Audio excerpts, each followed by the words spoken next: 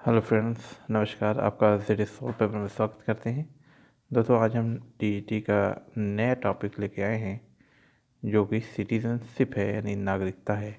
और नागरिकता आपके लिए बहुत इम्पोर्टेंट हो सकता है और ये टीईटी के सिलेबस में है और इम्पोर्टेंट टॉपिक में ये भी इम्पोर्टेंस है, क्योंकि सिलेबस के जितने भी पॉइंट होते हैं कहा नहीं जा सकता कि कौन सा टॉपिक आ सकता है या नहीं आ सकता, क्योंकि आयोग का ये अधिकार है कि वो सिलेबस के अकॉर्डिंग ही क्वेश्चन दे। इसलिए हमें ज़रूरी हो जाता है कि उस टॉपिक को तैयारी करें, है ना, उसे मिस नहीं करना है। इसलिए हर चीज़ को एक इम्पॉर्टेंट समझना है।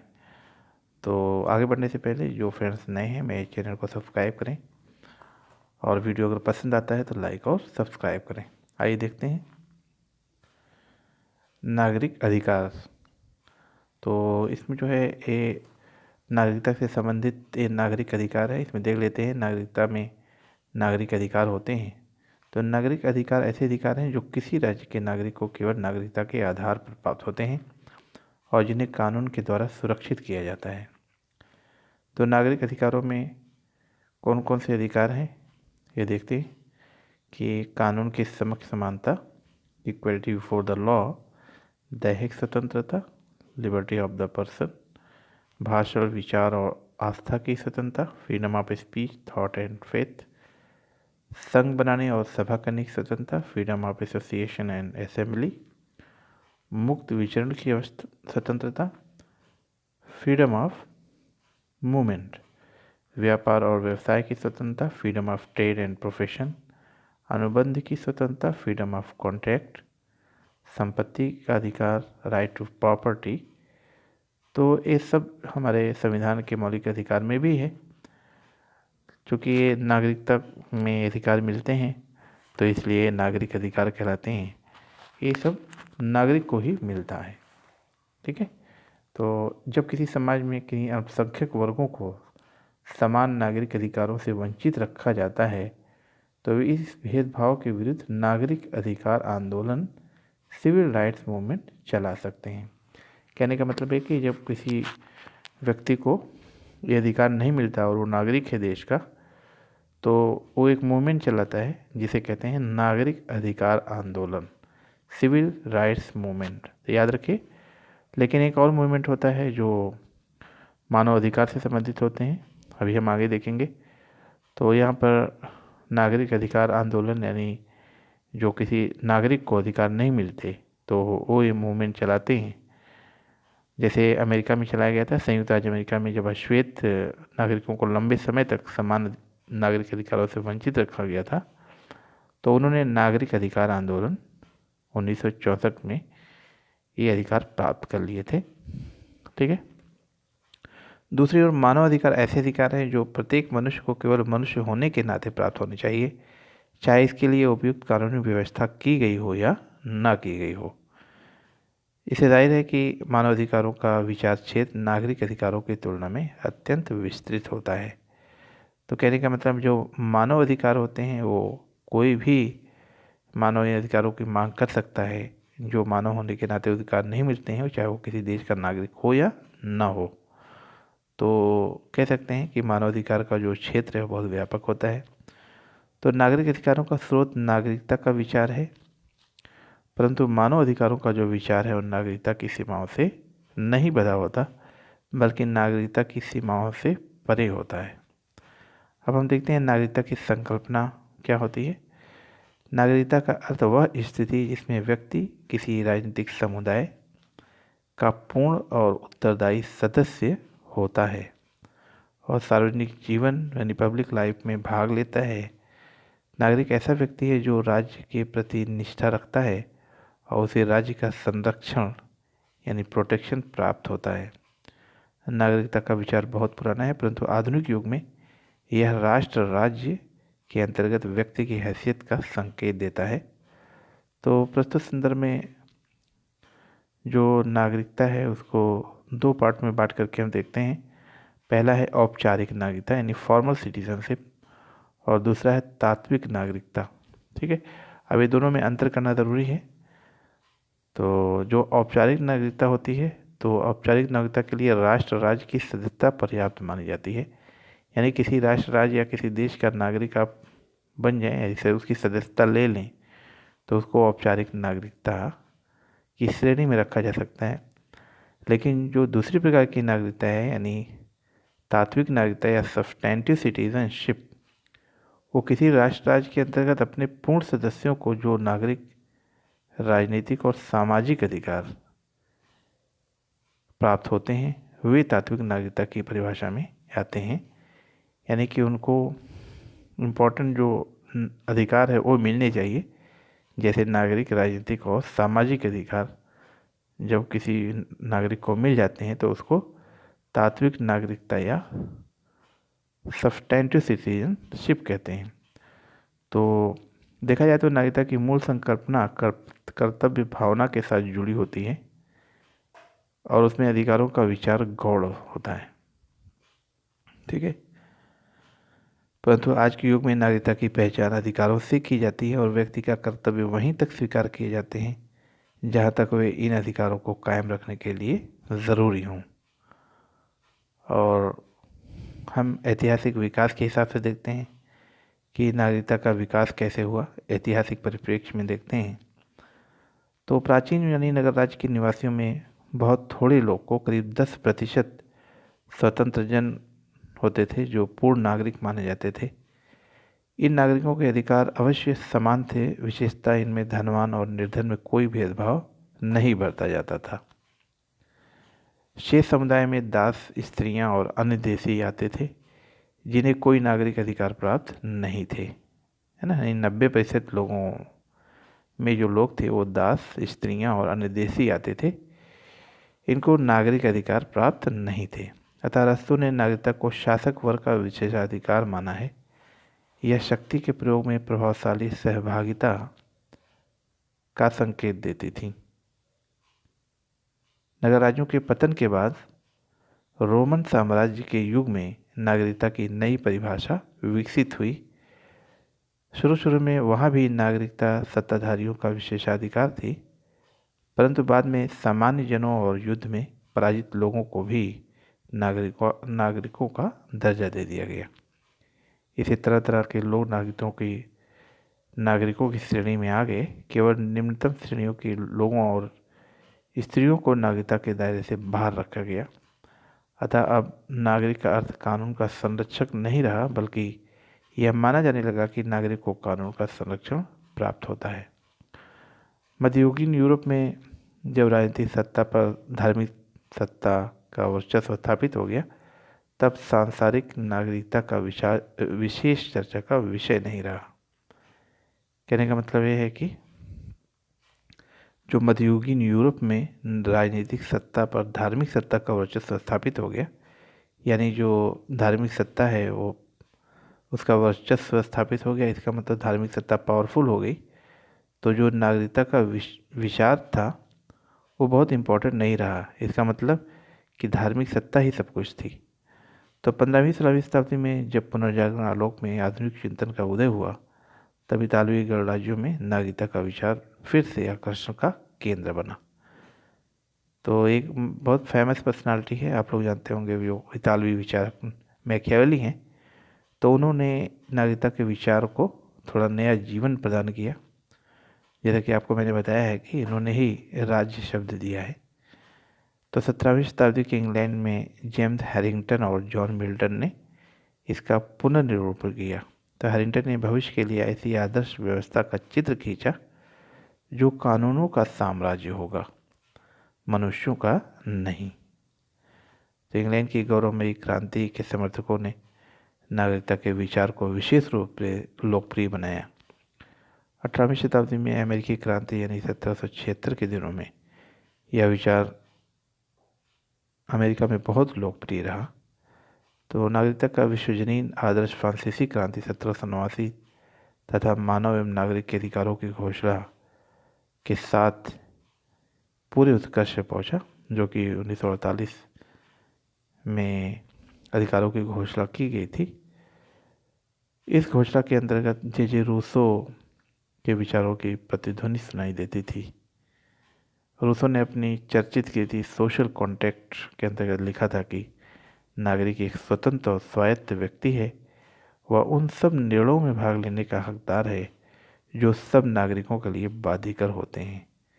यूरोप में वाणिज्य समाज के उदय को देखकर रूसो ने यह स्पष्ट अनुभव किया था कि इस समाज में सामान्य हित और निजी हितों में तनाव पैदा होना स्वाभाविक है और यह तनाव समाज की एकता को छिन्न भिन्न कर देगा।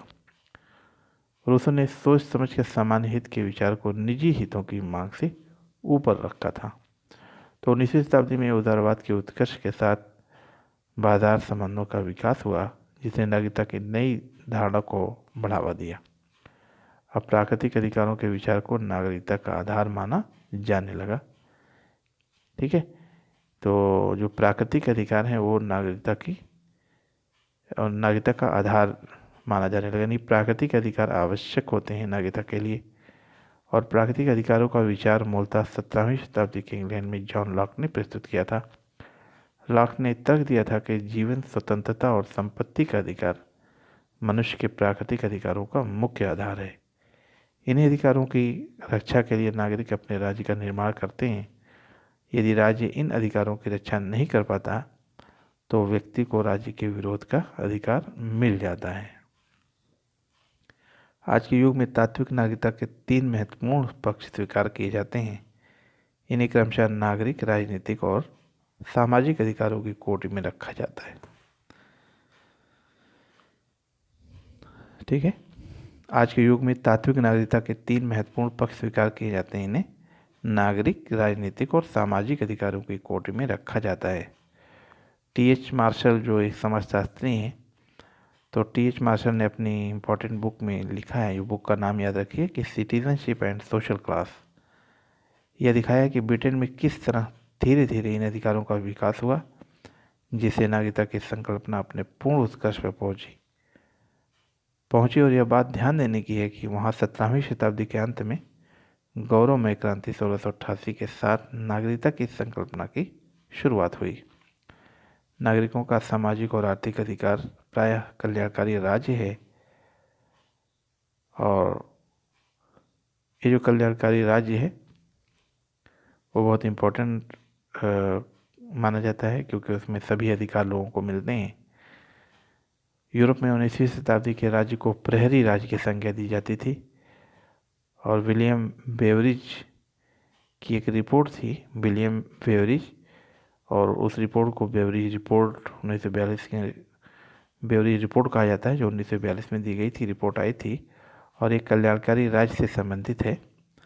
तो इस रिपोर्ट में कहा गया था कि कल्याणकारी राज्य का ध्येय 5 महाबुराइयों को अंत करना है, और ये 5 बुराइयां हैं: अभाव, रोग, अज्ञान, दरिद्रता और बेकारी।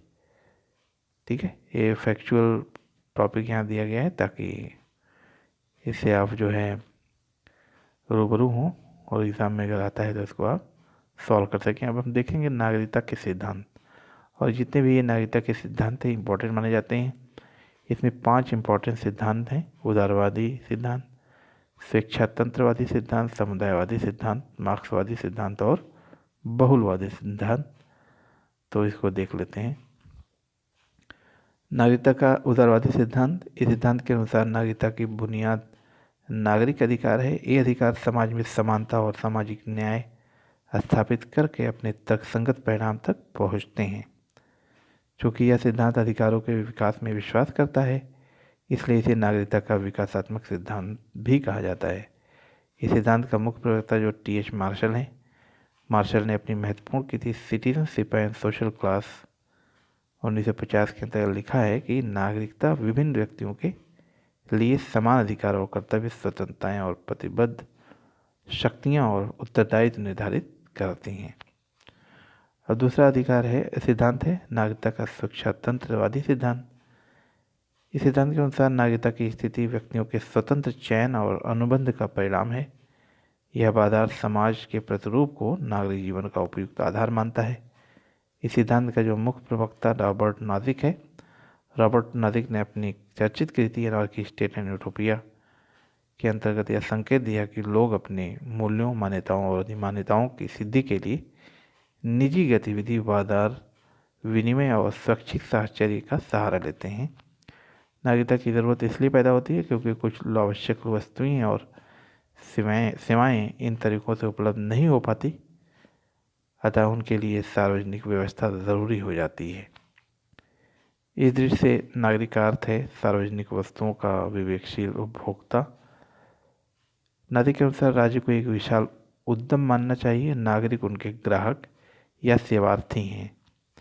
मनुष्य अपनी संपत्ति के अधिकार की रक्षा करने के लिए संरक्षक संस्थाओं की सेवाएं प्राप्त करते हैं। राज्य ऐसी संरक्षक संस्था है जो मुक्त प्रतियोगिता में सबसे आगे रहती है, अतः उसे निर्देश भूभाग में बल प्रयोग का एक अधिकार प्राप्त हो जाता है। नेक्स्ट सिद्धांत है नागरिकता का समुदायवादी सिद्धांत। तो दोस्तों हम इसको बहुत तेज़ी से कवर कर रहे हैं, आप इसको थोड़ा समझते हुए चलिएगा, है ना। उस पर थोड़ा सा रुक करके समझ करके आगे बढ़िएगा ताकि वो बातें आपको अच्छे से समझ में आ सकें। स्वेच्छातंत्रवादी सिद्धांत के विपरीत नागरिकता का समुदायवादी या गणतंत्रवादी सिद्धांत व्यक्ति और समुदाय के सुदृढ़ बंधन पर बल देता है। इसके अनुसार नागरिक एक ऐसा व्यक्ति है जो राजनीतिक वाद विवाद और निर्णय प्रक्रिया में भाग लेकर अपने समाज का भावी रूप निर्धारित करने में सक्रिय भूमिका निभाता है। दूसरे शब्दों में नागरिकता का मुख्य लक्षण नागरिक सहभागिता है। इस सिद्धांत के प्रवर्तकों में हन्ना आरेंट, बेंजामिन बार्बर और माइकल वाल्जर के नाम विशेष रूप से उल्लेखनीय हैं। व्यक्ति अपने आप को समुदाय की संस्कृति, परंपराओं, मान्यताओं और भावनाओं के साथ एकाकार करके ही सच्चे अर्थों में उसका नागरिक बनता है। नेक्स्ट सिद्धांत है नागरिकता का मार्क्सवादी सिद्धांत। इस सिद्धांत के अनुसार नागरिकता से जुड़े हुए अधिकार वर्ग संघर्ष की देन है। इस सिद्धांत का प्रमुख व्याख्याकार एंथनी गिडेंस हैं। गिडेंस ने अपनी दो प्रमुख कृतियों, एक contemporary critic of historical materialism और दूसरी है profiles and critics of social theory, इसके अंतर्गत अपना दृष्टिकोण स्पष्ट करने के लिए मार्शल के विचारों का खंडन किया है। और लास्ट है नागरिकता का बहुलवादी सिद्धांत। इस सिद्धांत के अनुसार नागरिकता का विकास एक जटिल और बहुआयामी प्रक्रिया है। इसे किसी एक कारण के साथ नहीं जोड़ा जा सकता, बल्कि इसकी उपयुक्त व्याख्या के लिए इसके भिन्न भिन्न कारणों की भूमिका पर ध्यान देना चाहिए। डेविड हेल ने political theory and modern state के अंतर्गत लिखा है कि प्राचीन काल से आज तक नागरिकता का यह अर्थ लगाया गया कि नागरिक को अपने समुदाय के विरुद्ध कुछ अधिकार प्राप्त होंगे और समुदाय के प्रति उसके कुछ कर्तव्य होंगे। तो ये अधिकार और कर्तव्य एक दूसरे पर आश्रित हैं। दूसरे शब्दों में एक ही सिक्के के दो पहलू हैं। एक व्यक्ति के अधिकार दूसरों के कर्तव्य बन जाते हैं और उसके कर्तव्य दूसरों के अधिकार बन जाते हैं।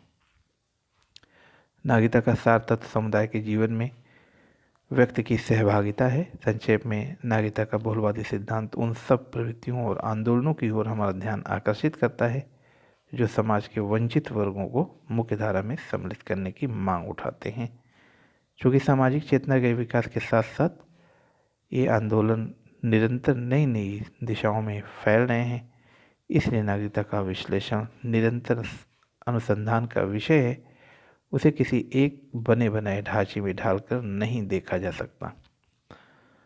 तो दोस्तों मैंने नागरिकता का कुछ टॉपिक कवर किया है और आप लोग जो हमारी इंडियन गवर्नमेंट है CAA को लेकर के, जिसे हम CAA भी कहते हैं, सिटीजन अमेंडमेंट एक्ट, तो इसको भी आप पढ़ लीजिएगा। जो कि करंट अफेयर का टॉपिक है, हो सकता है नागरिकता से संबंधित उससे भी क्वेश्चन बन सकते हैं, आ जाएँ तो CAA आप लोग आसानी से पढ़ सकते हैं।